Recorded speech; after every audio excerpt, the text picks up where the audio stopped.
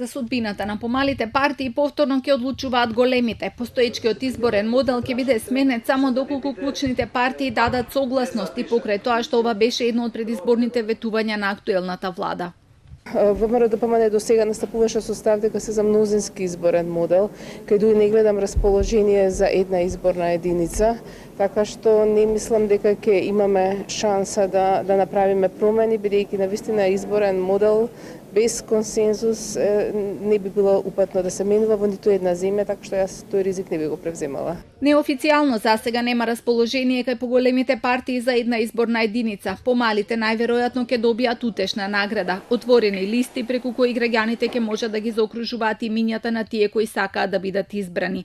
Сепак и се разговара за промена на бројот на изборни единици, односно за можноста тој да се намали на 3 или да се зголеми на 8. Председателот Пендаровски смета дека не треба да се брза со промена на изборниот модел, иако ако се договорат партиите може и тоа да се случи.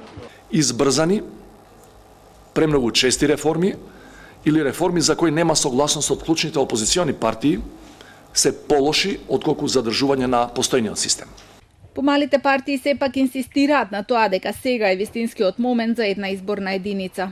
Треба да се тргнеме од политички партии кои што ни се декорација и кои што само креваат бројка на некоја голема коалиција.